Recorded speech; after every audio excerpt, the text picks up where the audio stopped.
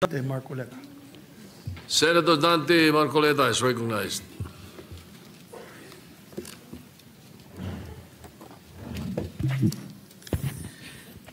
Maraming salamat po, Mr. President. Mr. President, nung mga nakaraang briefings po natin sa mga departments, nagkaroon po ako ng pagkakataon na i-discuss yung dynamics po ng ating 2026 budget. Nandito naman po ang ating kaibigan Secretary Recto. Kung hindi po ako nagkakamali, I did ask him about the consequences of the 6.7 trillion budget. Mr. President, ang sabi sa atin ni Secretary Recto at the time, this amount will represent something like 22% of our GDP by 2026. Mr. President, tama po kaya ang aking pagkaka-recollect ng mga figures? 21.5% of our GDP, Mr. President. That is the exact figure. So halos ganun din po. Halos ganun din. Halos kasi, pareho lang. Halos pareho lang, Mr. President. ang sabi niya, kung halimbawa 21.5 or 22% of the GDP, then our GDP will be at least 30 trillion pesos. Mr. President. Yeah. At naitanong ko rin po, Ginoong Pangulo, na kung ganito po kalaki ang ating budget, 6.7 trillion, magkano naman kako yung ating projected income? At ang pagkakaalam ko po, ang nasabi sa atin, Mr. President, ay about 5 trillion. Yeah. And leaving a deficit of 1.5 trillion pesos. Yes, Mr. President. To be exact is 4.9. Pero nasa 5 na rin, Mr. President. Ang ibig sabihin po, Mr. President, sa 1.7 trillion ay this is about 142 billion per month. 4.7 billion per day na utang natin, 197 million bawat oras. Yes, Mr. President. Pero dahil sa kakulangan po ng oras noong panahon na yon, Sir President, hindi ko po masyadong naitanong at ngayon siguro baka I will be in a position to ask a few more questions. How do we manage to grow our economy by, let's say, an estimated 30 trillion pesos for 2026? Mr. President, Mr. Chair, kayo na po ang nagsabi kanina na kailangan maging granular tayo ng konti. Diba? So, paano po kaya? Sapagkat ang nangyari po sa ulat po na ating nabasa, kamakailan lang, ang ating pong GDP sa third quarter ay halos 4% lang. Mula po dun sa forecast na 5.2%. Nakakabigla po sapagkat parang isang napakalaking dagok sa atin na ganun kababa lang ang entire output ng ating ekonomiya noong third quarter compared with the prior quarter, which is 5.5%. Tama po, Sir President? Tama po. Tama, Mr. President. Kaya po kanina I've been listening to the questions and interpellations of my colleagues, Mr. President. Talaga pong when we consider the finite resources of our government, talagang pagtatalunan, kanino ba dapat ibigay yung mas malaking parte ng budget para sa ganun ay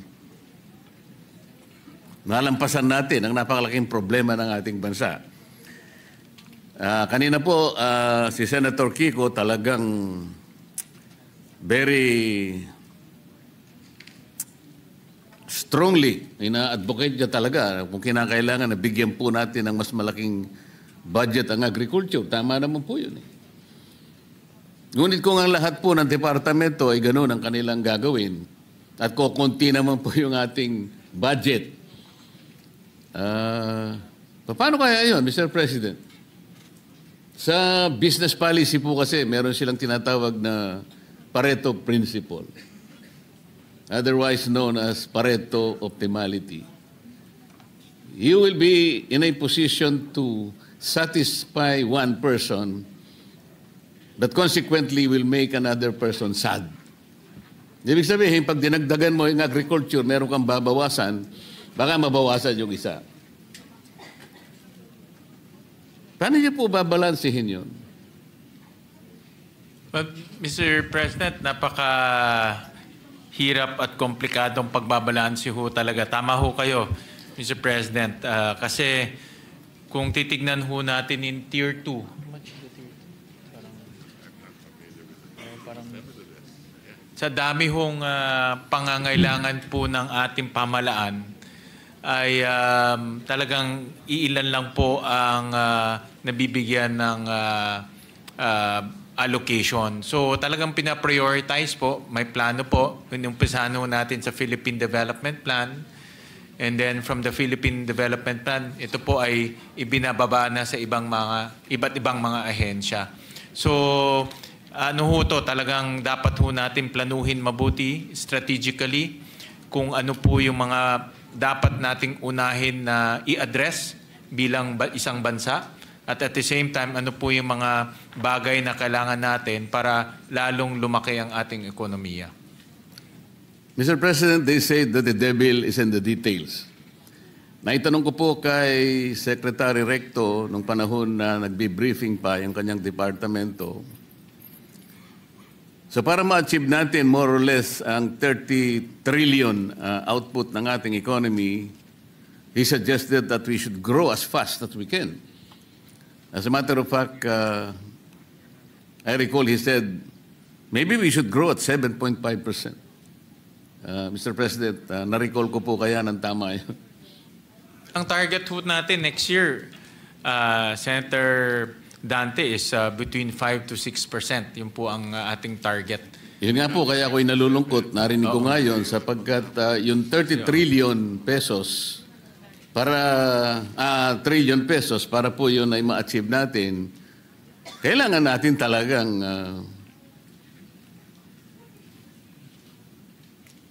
maitaas, maiangat ang ating ekonomiya ng mas mabilis kaysa doon sa ating pagpupunyagi na mapanagutan ng ating mga utang. Mas mabilis dapat yung pagsulog ng ekonomiya. Kaya sabi ni Secretary Recto, at least 7.5% or even more. Ngayon po, Mr. President, talagang ako po ay nalulungkot kung paano natin gagawin. Sumadsad po yung ating ekonomiya at 4% itong nakaraang quarter. And the foreseeable future is very, very bleak. May nagsasabi po, our stock market is the worst in the region today.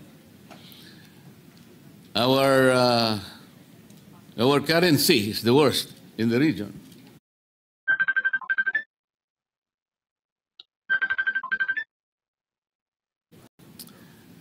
And then may nagsasabi pa po, foreign direct investment dropped by more than 40%.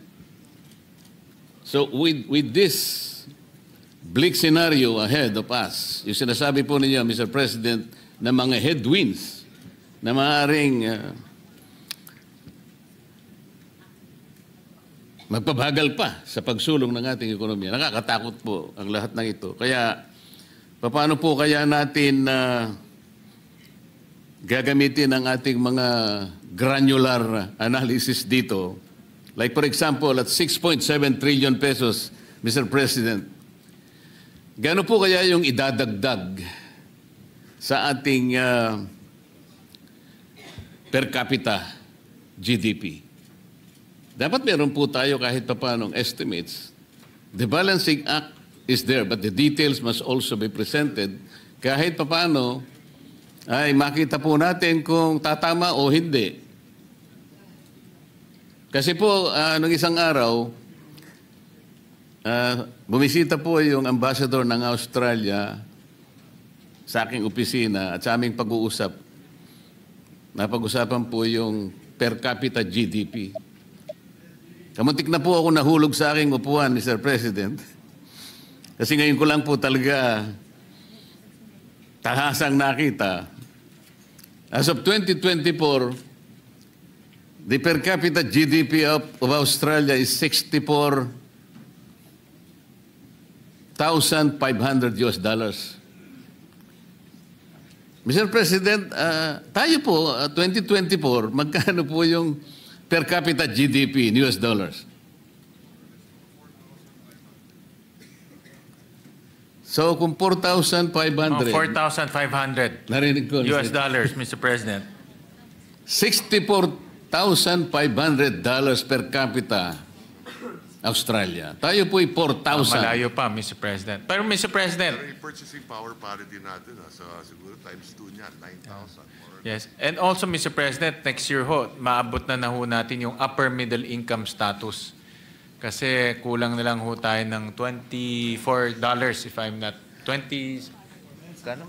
$26, Mr. President. So, in other words, lumalaki naman po yung ating economy even on a per capita basis, Mr. Gusto ko pong maniwala, Mr. President, kasi po, nung nakaraang taon, sa ganito rin pagkakataon, ang pagkakaiba lang, nandun po ako sa House of Representatives, ngayon po ay nasa Senado ako. At that time, I think last year, of the original members of the ASEAN, tayo na lamang pong hindi nakaka-graduate doon sa upper middle income. Halos ang lahat po ay nakaakyat na eh. Yun po yung nakakalungkot na bahagi. Kaya, with all due respect, kami po ay naghahanap ng konting mga detalye. At parang narinig ko pa nga ang estimates noon last year, ang sinabi ng ating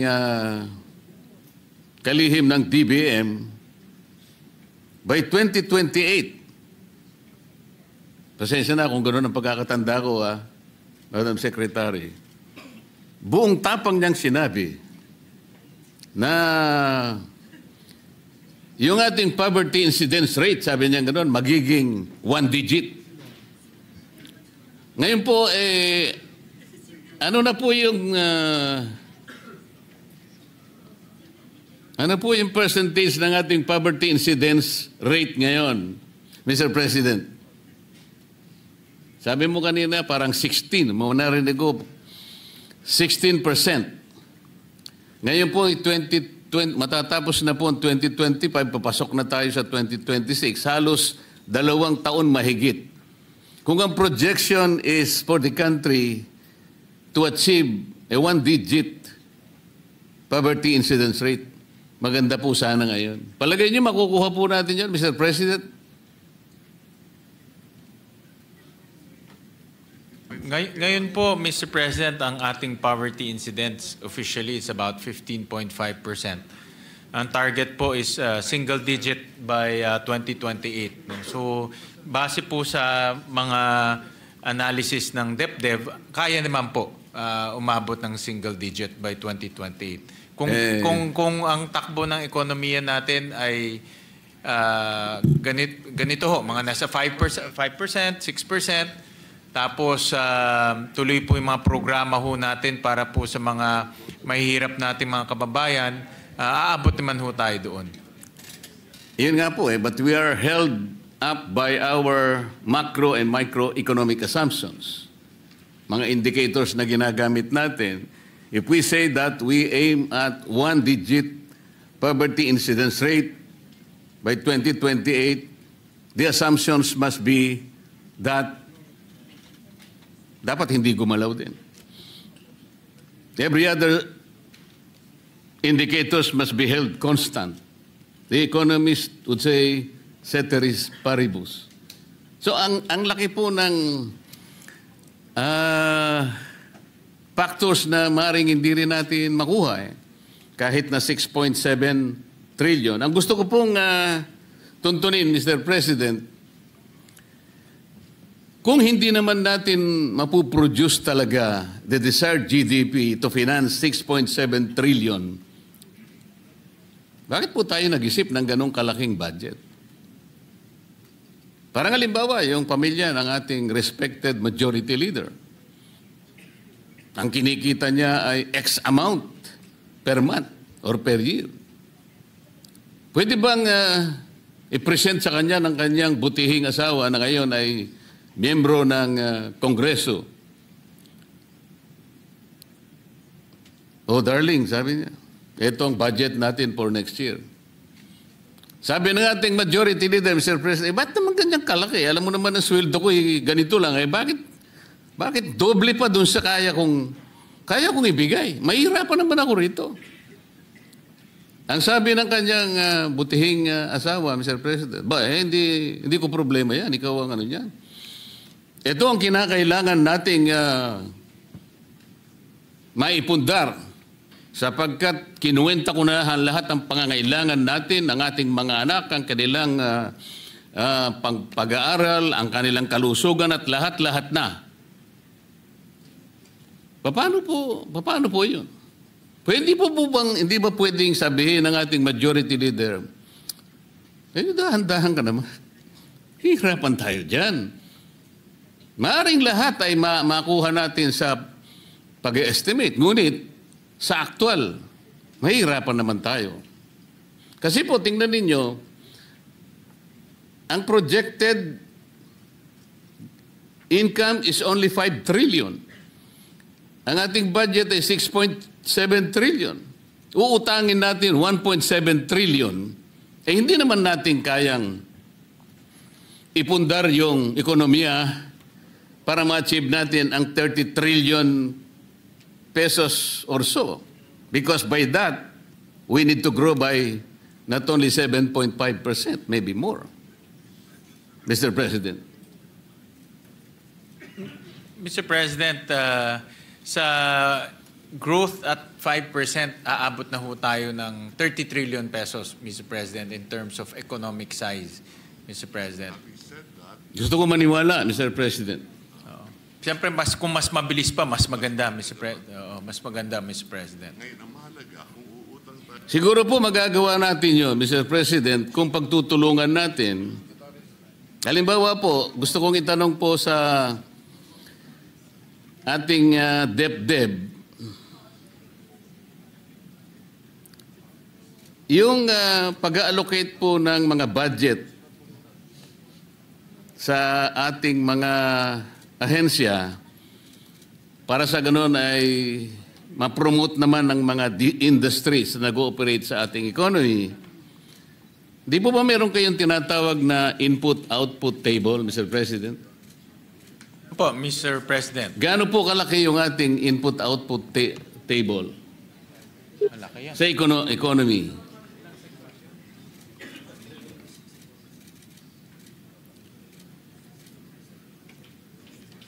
Mga 64 sectors po, Mr. President. 64 sectors ang covered.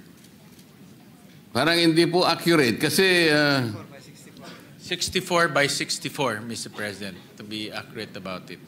kasi in the late 80s parang 200 by 200 po eh. Can you check your data? You might be referring to subsector. Yes, yun po yung subsectors, Mr. President. The entire economy. 24 Mr. President. by 240 by 240. Yung Okay, that's subsectors. more accurate. 245 by 245. Importante po kasi yun, Mr. President, because doon sa input-output table, makikita po natin ang mga industries that influence each other. Doon makikita natin, alin ba yung dapat nating i-promote? Alin ba dapat nating supportan because it affects and it influences maybe more than the others. Para sa ganon, malalaman natin kung talagang may hit natin ang target o hindi. Because kung sinuportahan natin yung industry, pag tiningnan nyo po sa inyong table, tatatlo lang naman palang industry ang kanyang pwedeng suportahan. Pwede ba nating malaman ngayon, ano ba yung mga industries, for example? Somebody said that construction industry is the only one na parang bumagsak ngayon.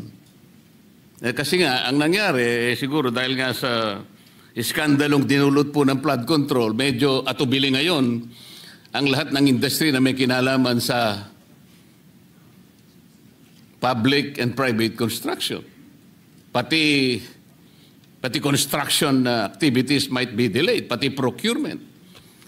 So, pati ang mamumuhunan dyan, ilan po ang mga industries na affected kung bumagsak ang isang industry kagaya ng construction industry? Ito po kasi yung dapat nating makita eh.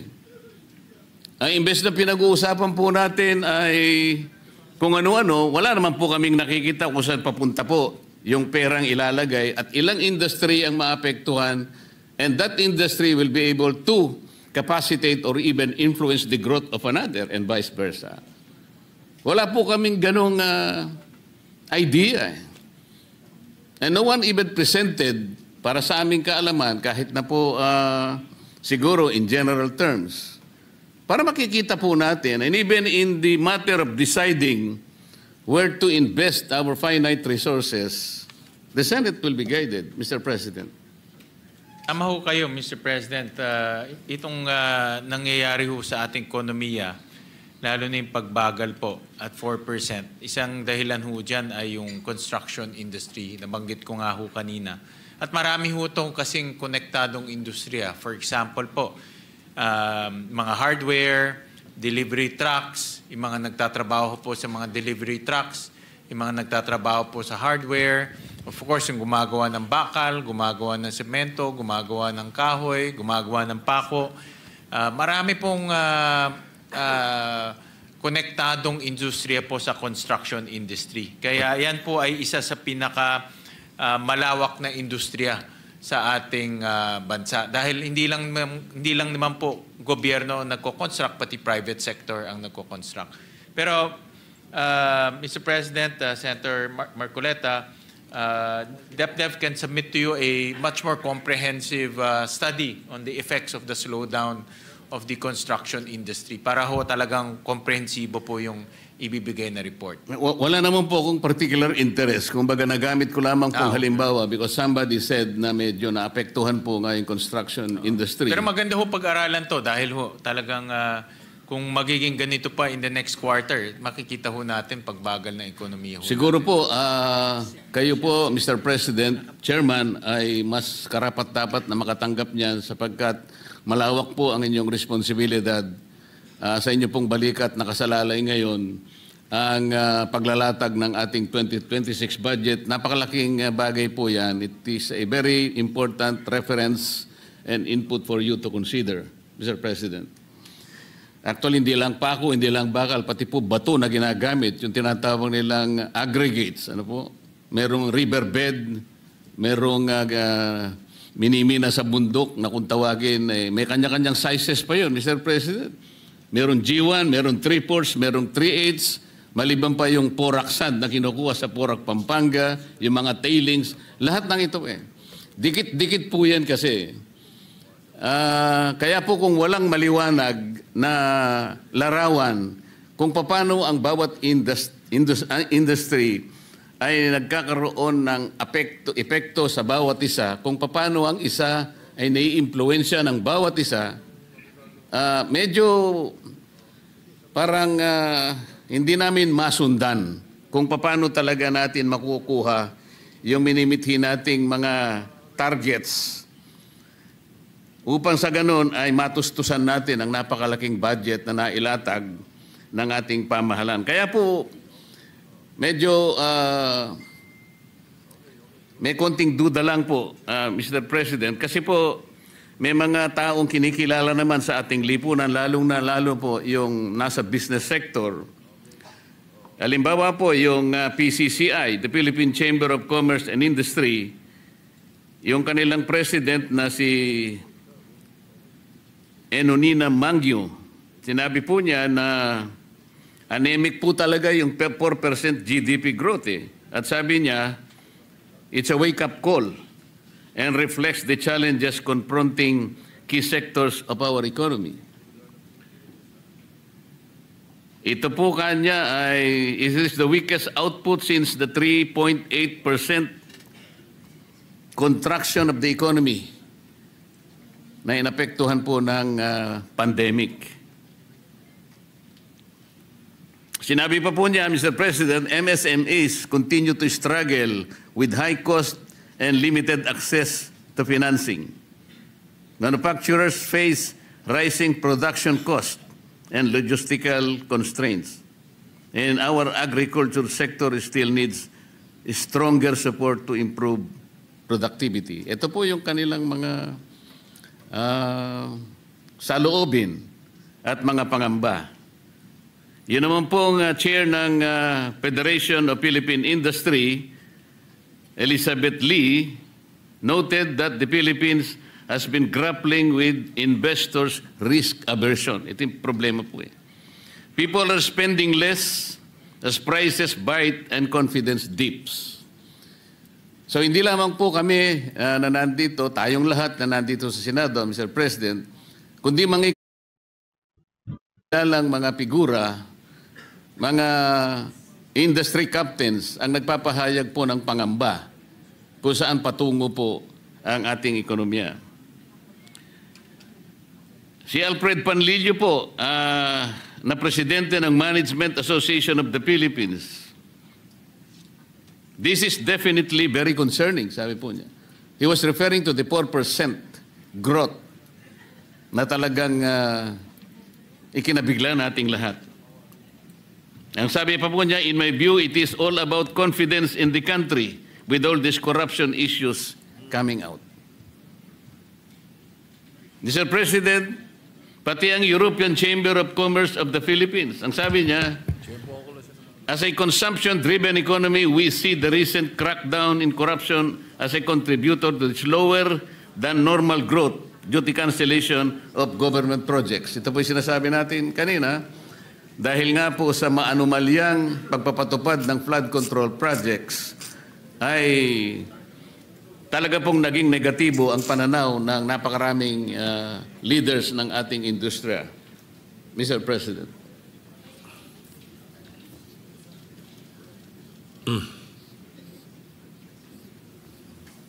Actually, nakikipag-usap lang po kay Senator Recto, kay Senator Walisacan.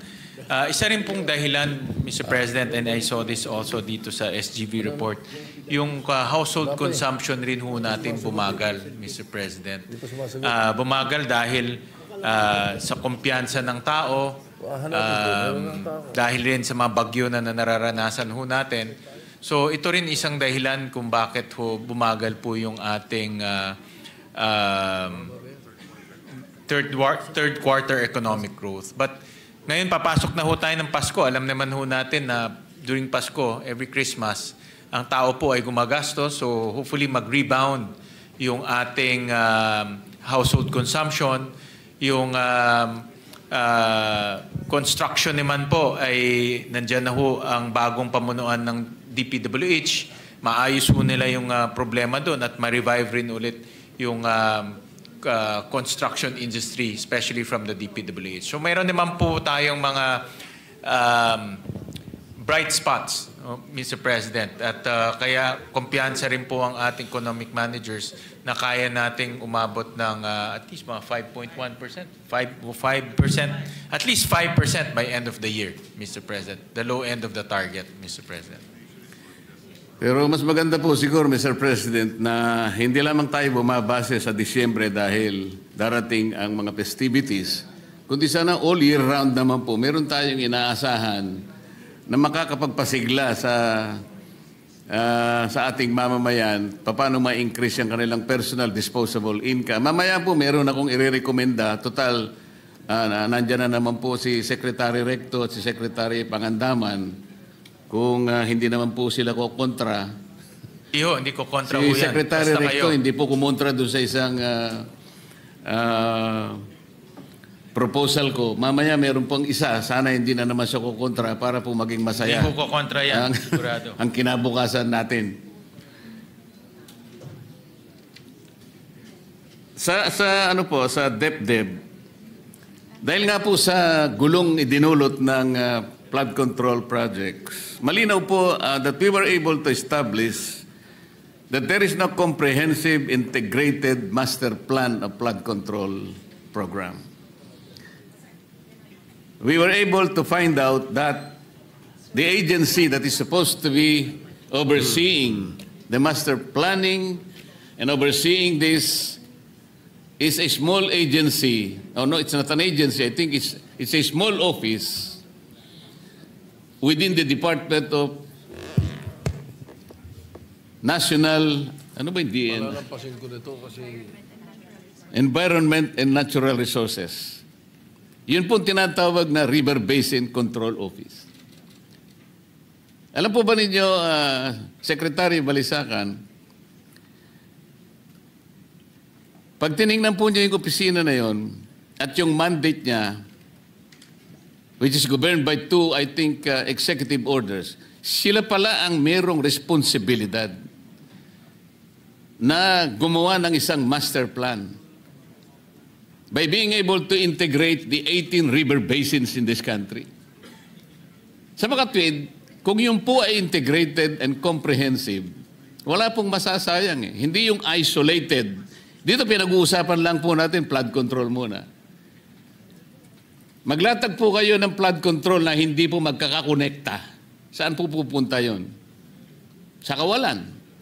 Sa puro sayang. Kahit na ipagpalagay po natin na hindi ghost, pagpalagay natin na these flood control projects were constructed according to specifications, the materials are superior, kung hindi rin naman sila magkakadugtong eh. Wala rin pong mangyayari. Parang wala pong strategic impact. There is no strategic national impact hanggat hindi po nyo pinakialaman. Kasi po kayo yung national architect. Eh. You are supposed to be the one that will ensure that all these projects makikinabang ang buong bansa. The national impact is more important than the regional or even the myopic impact that it may probably give to a certain locality. Do you agree, Mr. President?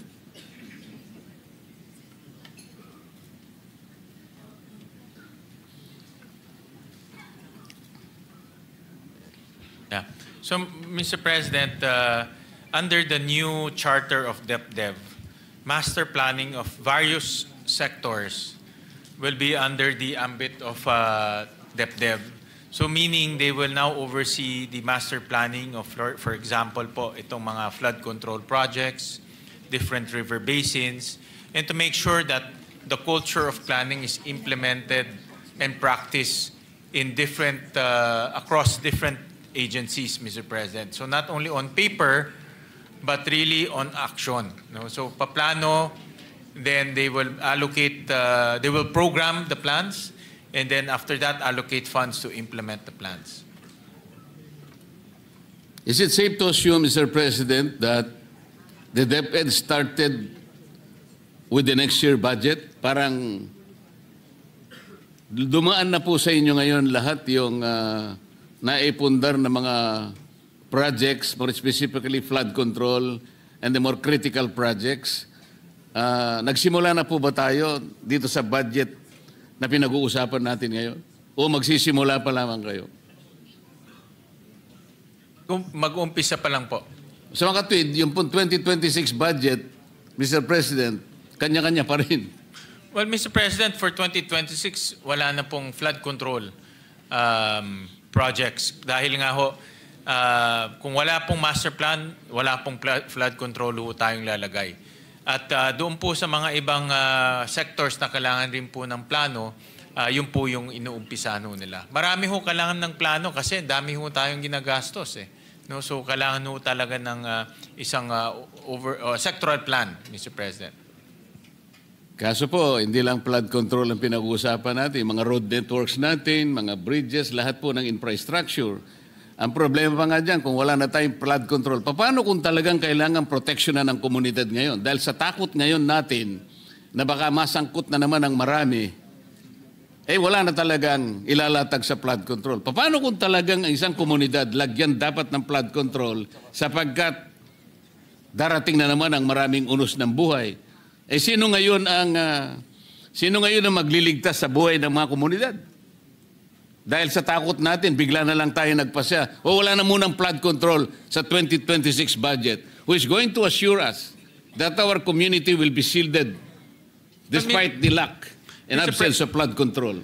Mr. projects? President, hindi naman po sa walang flood control dahil meron pa hong approximately 150 billion na natitira sa flood control na i-implement po sa 2026. In fact, marami hong hindi ho na i-implement. No? Kaya ho ngayon, bago ho i-implementa ho, talagang pinag-aaralan muna ngayon ng Department of Public Works. Kasi po, so may sabi nyo- pondo naman ho, Mr. Chairman. It's just hindi lang nila ini-implement dahil natuklasan po ni Secretary Dizon na marami rin po palang mga flood control ni plano o program of work, wala.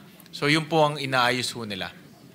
Yun nga po, kasi sabi po nyo, wala ng flood control, meron pa pala. So, Sa natitirang pondo. Pero po yung bagong pondo for 2026, wala na ho. Zero ho siya. at saka po, Mr. President, initially, ang dami po namin nakita na talagang yung sa sistema po ng pagpapatupad ng mga projects na yan, pinakamarami sa flood control at iba't iba pa. Napansin po namin kasi na talagang namamanipula po talaga doon pa lamang sa NEP phase pa lang eh. Kagaya po ng nausisa namin nung tinatanong po natin si Secretary Pangandaman, katabi niya ron si Undersecretary Catalina Cabral.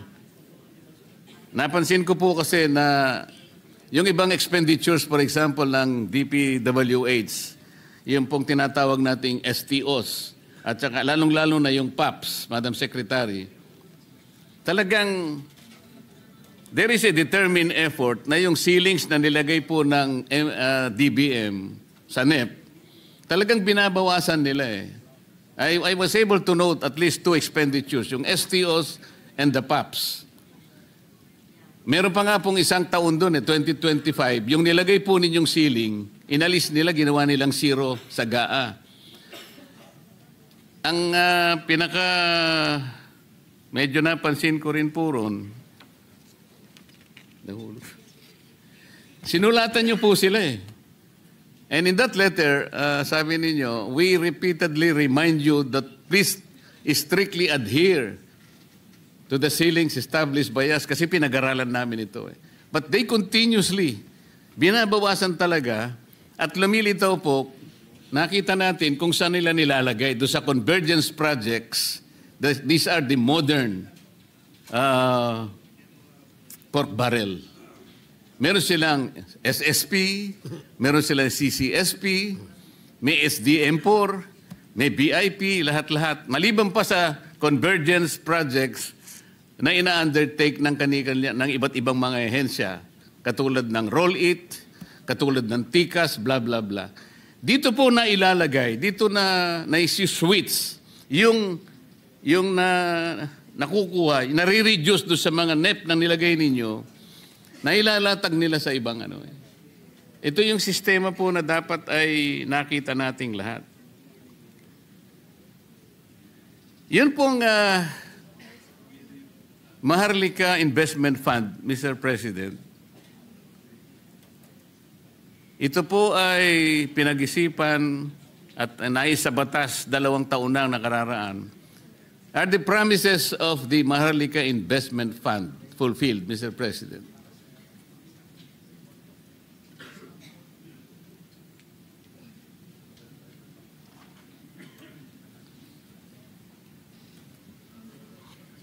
Baka mawala yung... Hindi, ilagay mo din sa...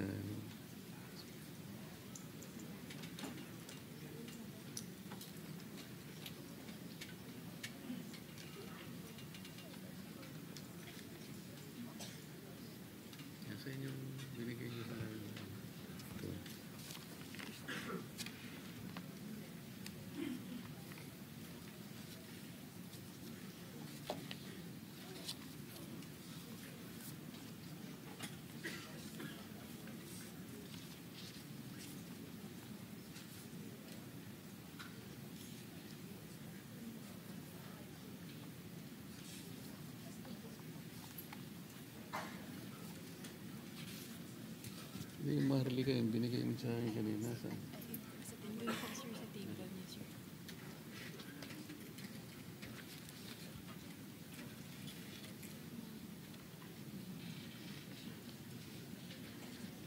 Sa Maharlika po, actually, hindi pa ho ganun karami ang kanilang investments dahil sinisigurado rin ho nila,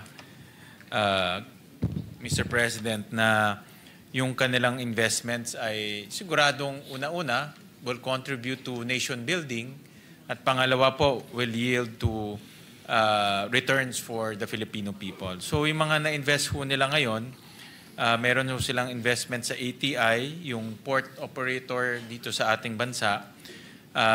Malapit na raw mag-close yung NGCP investment ho, which I agree dito dahil kailangan ho natin may eyes and ears sa NGCP. Meron ho rin silang bridge financing sa isang mining company at the rest puro government security. So ito lang po yung tatlong kumpanya na meron ho silang ka-transaction. Alam ko po itong tatlong binanggit ninyo, Mr. President. Ang aking pong gusto sanang malaman, ganito po ba ang naging pag-asa natin? Sapagkat yung perang inilagay natin para maging Maharlika Investment Fund, kinuha po natin sa dalawang development banks. Ang karamihan po ay kinuha sa Development Bank of the Philippines at yung iba ay sa Land Bank. Pwede ba nating sabihin na kung hindi kinuha doon sa mga bangko na yon, na ang perang yon is devoted to development, at ikukumpara natin itong tatlong ginawang investment so far ng MI ng Maharlika Investment Fund, masasabi ba natin na nagtagumpay tayo kung ikukumpara sa potential na nangyari sana kung hindi natin kinuha sa mga bangko yon at sa iba pang mga pinagkuhanan nating sources? Ang Maharlika po, meron din ho kasi silang nation building function, Mr. President, at kasama rin sa kanilang mandato na mag-invest sa mga they call high impact sectors key to national development. So energy, agriculture, mining, infrastructure, social infrastructure, at the climate, Mr. President. So, and ang konsepto ho ng isang sovereign wealth fund, dahil sa laki ho nila, no, makakakuha sila ng mas magandang deal dahil malaki ho sila. At pangalawa, ay makaka-invest ho sila sa mga sektor na hindi kaya po mag-invest yung mga bangko. Kasi yung Development Bank, DBP at Land Bank, mga bangko ito, so pautang lang. Ang Maharlika, pwede ho silang bumili ng equity. No? So pwede nilang gawin ito nang hindi ho nagagawa ng mga development banks. Malinaw naman po yun, Mr. President. Ngunit ang sinasabi ko, halimbawa, kung walang Maharlika Investment Fund, nanatili yun doon sa mga traditional na bangko na sila po ang naglalatag ng mga development funds para paunlarin ang ating ekonomiya, mas nagampanan kaya nila yung ginawa nila kung ikukumpara sa output ngayon ng Maharlika Investment Fund na wala pa po tayo talagang makitang quantifiable na benefit sa ating ekonomiya. Halimbawa, itatanong natin, ilang porsyento ng public o ng private, ng poverty incidence rate ang na-reduce dahil nga ipinasok natin ang Maharlika Investment Fund? Meron ba tayong mga detalyeng masasabi ngayon? Kasi napaka-importante nun. 250 billion pesos. In-expect ng bawat isang Pilipino na nung ginawa natin yon, merong balik sa atin. 2 taon na ang nakararaan. Paano kung iniwan natin sa dalawang bangko? Baka naman, mas lalong nagamit ng bangko. Yan po yung aking gusto sabihin. Well, Mr. President, ang bangko kasi may mga bagay na hindi nila kayang gawin, like mag-invest po in equity, Mr. President. And then number 2, Mr. President, kung iiwan ho natin to sa bangko, ang kanilang pwedeng gawin, magpautang o mag-invest sa government securities dahil ho hindi sila pwedeng mag-invest sa mga kumpanya, Mr. President. So, ako naman, Mr. President, ang pananaw ko ho dito dahil alam ko na nag-iingat rin ang Maharlika sa pag-i-invest. No? At sinusigurado nila yung, kasi the twin mandate. No? First is national development, second, returns. No? So talagang pinipili nila yung industriya na papasukin nila o pag-i-investan nila para masigurado nila na itong twin objectives ay ma-reach nila. Pero tama ho kayo na dapat rin na magkaroon ng oversight para makita natin kung talagang productive ba itong Maharlika Investment Fund at kung talagang nagagampanan ho nila yung kanilang mandato or objectives. Isa sa kanyang mandato is national development. Kaya nga po tinatanong natin, if we can exemplify yung investment niya na 20% stake sa National Grid Corporation of the Philippines, ilang employment po na-create niya? Itong investment po sa National Grid, sa aking opinion, Mr. President, is both a national security plus national development objective dahil kailangan ho naman talaga natin ng mata at tenga sa loob ng National Grid dahil natural monopoly ho ito. Hindi po maintindihan ng tao yun eh. Sasabihin natin sa kanya, national security. Pero wala po kaming trabaho eh. Ganun po maintindihan kasi ng karaniwang mamamayan. Kaya po sana, ipinipilit man lang, kahit pa paano meron silang maibigay na naging bahagi na ng investment na yon, na i-contribute nila sa national development. Yeah. In tangible terms, kitang-kita natin. Kasi po, ang ating pinagsisilbihan, mamamayan eh, mahihirapan sila na intindihin under the context of national security, hindi po niya mapoprocess yun. Kita ko naman ho, pag nag-invest rin ho sila sa National Grid, at mag-expand po yung national, pwede na ho nilang itulak yung expansion ng mga transmission lines ho natin. Kasi kung matatandaan ho natin, napakadami pong delayed transmission lines dahil sa management ng National Grid. So ngayon dahil meron ng equity po ang gobyerno, pwede na rin nila itulak yung expansion ng transmission lines at doon na ho natin makikita yung construction activities, expansion activities, may mga trabaho na malilikha rin po nitong mga construction activities. Pero tama ho kayo, kailangan ho talaga ng oversight dahil dapat singilin ho natin sila. Lalo na pagdating ng 2026 dahil 3 taon na singilin ho natin sila kung ano ba yung kanilang na-eco-contribute sa ating bansa. Tama po, Mr. President, kasi 250 billion pesos. 2 taon na po nakararaan. Ang balita ko po, yung mga opisyalis nito ay napakalalaki ng mga sweldo. Kailangan po ay masulit natin. Sapagkat napakalaki ng kanilang mga monthly salaries. Nabigla nga po ako ayoko na sabihin dito eh. Siguro naman ay makapagdetalye sila. Sapagkat ito pong perang ito ay pera ng ating mga mamamayan. Sila'y naniniwala na kailangan may paliwanag natin sa kanila, saan nyo dinala yung pera? Ito ba'y nakabahagi ba kami? Sa anong paraan kami nakabahagi? Yun po yung mga tanong na gusto nila na mabigyan ng konting o kaukulang sagot, Mr. President. Si Secretary Recto po ang ex-officio chairman ng Maharlika Investment Fund at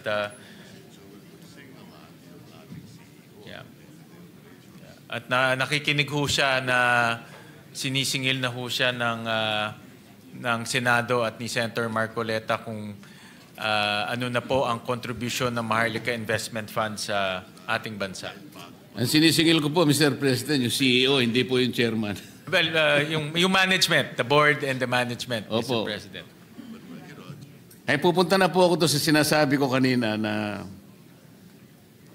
ako po inatuwa nung briefing po ng DBCC ata noon, kasama po yung DBM, ang DOF, na kung saan ay bahagi ko, Mr. President, yung balakin ng representasyong ito na yun pong mga ayuda na pinamimigay natin, sari-sari po yun. May AKAP, may AIX, may TUPAD, may MAIP, may kung ano-ano. Nakwenta namin ni Secretary Recto 194 billion pesos for 2025. Hindi naman natin masyadong mapiho kung talagang yun ang naibigay talaga sa kinauukulan. May record, ngunit talagang hindi natin matukoy talaga ano ang ibinunga sa mga nakatanggap kung ilan man. Kaya naimungkahi ko po na in-index ko na lamang po sa, sa paggamit ng elektrisidad. Doon nga sa bill ko, sabi ko kung ang isang tao ay if a household consumes, let's say, 200 kilowatt hours per month, yun po i-subsidy na natin yun, libre na natin yun. Ang mabe-benefit po nun ay about 5.5 million households,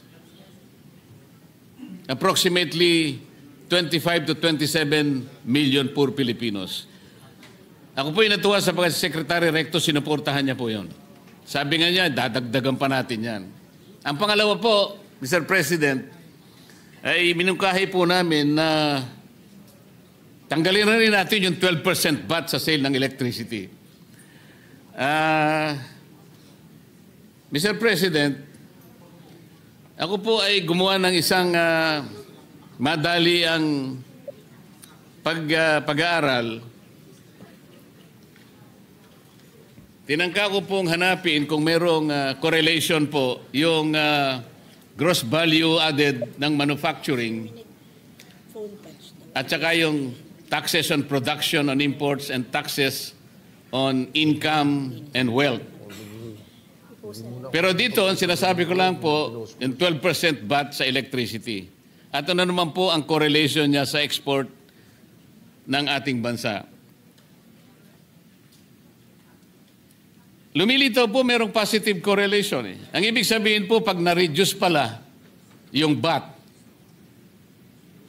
ang pinilalaban ko lang mo, initially po ay sa elektrisidad lang. At kung sakali naman ay may baba pa rin natin sa iba-ibang mga sektor, ang una po palang makikinabang dito ay mabuboost natin yung foreign direct investment. Siguro napakarami ang pupuntang investor sa atin. At pati manufacturing sector na ngayon po ay lethargic. Alam naman po natin. Ang ating economy po, Mr. President, is a consumption-driven economy. Kapag ang manufacturing po ay napasigla natin, baka yung pong pinapangarap nating 7.5% to hit the GDP target of 30 trillion, baka po maging times 3 pa yun. Dadami po yung negosyo na pupunta sa ating bansa. Yung mga negosyong maliliit, bababa ang production cost. May kinalaman po kasi yun, Mr. President, doon sa declared policy po ng batas. Halimbawa po yung Section 2, Paragraph C ng IPIRA, sabi niya, to ensure transparent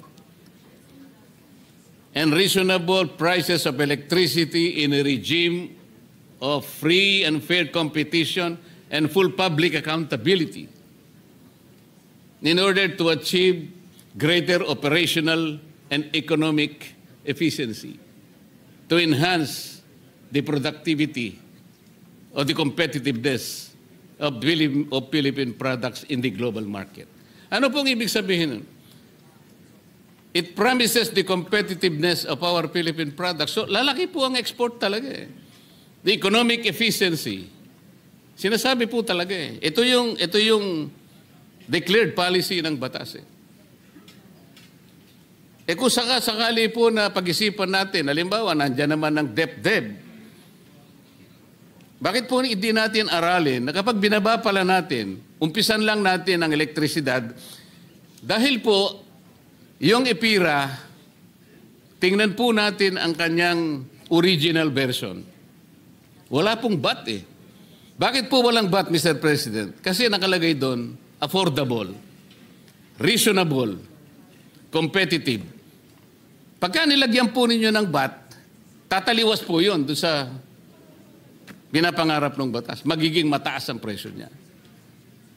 So, Mr. President, kailangan po nating sundan yung layunin ng batas. Affordable, competitive, reasonable, fair. Ayun po yung sinasabi. Sa Tagalog po, mura. Kaya ko po naimungkahi na Secretary Recto, tanggalin natin yung 12% VAT sa sale ng electricity. At tingnan po natin kung anong magiging epekto nun. Sa aking palagay po, because I found correlation between reduced taxes at doon sa paglaki po ng gross value added ng manufacturing. Ang manufacturing po ang kailangan nating pasiglahin. Ito po from several decades now, ito po yung lethargic, ito po yung dormant, ito po yung nasa doldrums talaga. At kung ito po ay mapasigla natin, marami pong trabaho makikreate, maraming negosyong tatayo. And we will arm our people with increased purchasing power. Lalaki po yung kanilang personal disposable income. Marami silang mabibili. Lalaki po ang sales ng lahat na mga gustong magtinda. And this is understandable. Why don't we look at this scenario, Mr. President? Mr. President, ang estimate na mawawala sa collection natin is about 45 billion pesos. Pero naiintindihan ko po yung punto ng ating kasamahan si Senator Marcoleta na pwede naman ho ito ipalit dahil mumura yung kuryente, dadami yung industriya. Pag dumami yung industriya, dadami yung trabaho, maraming magbabayad ng income tax. Yes, Mr. President. Baka ang mangyari, mapapalitan naman ng 450 billion pesos. So nawalan kayo ng 45 billion pesos, nadagdagan tayo ng 450 billion pesos.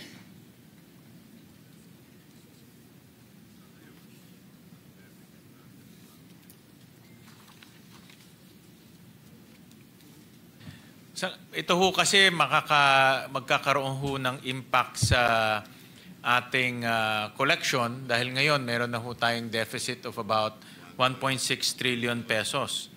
So, in other words ho, kung mababawasan po yung kita ng gobyerno ng 45 billion, tataas ho ang ating deficit. No?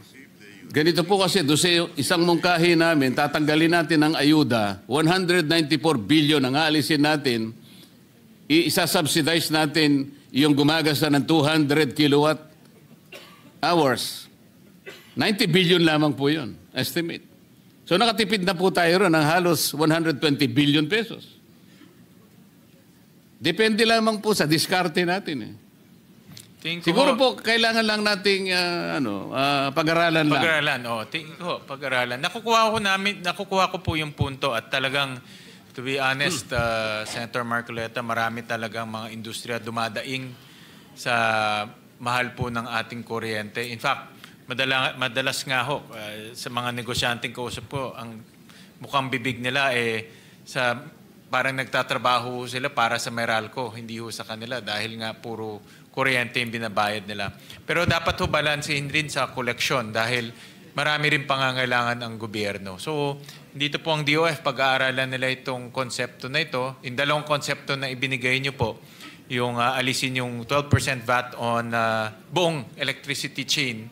At pangalawa po yung tanggalin yung imbes na magbigay ng ayuda, ipasok nilang o ibigay nilang doon po sa lifeline rate. Tama po, kasi po yung lifeline rate natin ngayon, Mr. President, ang 100% na libre lang, 20 kilowatt hours. So, gagawin lang nating 200. Gawin 200. Ang average consumption ng ordinaryong pamilya is 200 po eh. Opo. 200. So, pag-aralan ho ng pag-aaralan po kung yan po ay... Ang isa pa pong example, Mr. President, tingnan po niyo ating cement industry. 70% po ng kanyang production cost, elektrisidad. Kaya po nakakaawa po yung estado ng ating cement industry. Hindi po sila pwedeng mag-compete, lalo na sa Vietnam. Kaya ngayon po nagagalit na po yung ibang mas mura po talaga yung Vietnam eh. Alam po niyo, Mr. President, yung sinasabi ko po kaninang correlation, nakakuha po ako ng time series from 2000 to 2024. Kaya 24 years po ang pinag-uusapan natin dito eh. Hinahanapan ko po ng correlation ang gross value added ng manufacturing, yung taxes, at saka yung exports. Ibibigay ko po sa inyo ito para maaari po niyong tingnan, maaaring nagkamali po ako. Kung ako po ay nagkamali, ay gusto ko naman pong i-correct ninyo ako. Ngayon, kung meron naman pong konting may tutulong, baka sakali po, sapagkat ito po ay halos 25 years po na time series po ito. Maganda ho yan dahil as a basic concept talagang yan po ang daing ng mga negosyante ho natin. Mahal po ang presyo ng kuryente ho sa atin. Kaya maraming salamat, Senator Marcoleta, at nag-iisip ho kayo ng mga paraan para mapababa po yung presyo ng kuryente ho natin. Yan rin po yung yan din po yung aking pakay nung tayo po chairman ng Energy Committee, mapababa yung presyo ng kuryente. May we know may we know from the distinguished gentleman from Tarlac, Senator Marcoleta, if he will be continuing? Will there be a second round, or you were about to terminate your interpellation? Tapos na po ako, Mr. President. Alright, Maraming thank you. salamat po. Thank you very much. Thank you, Senator Marcoleta. Maraming Because salamat.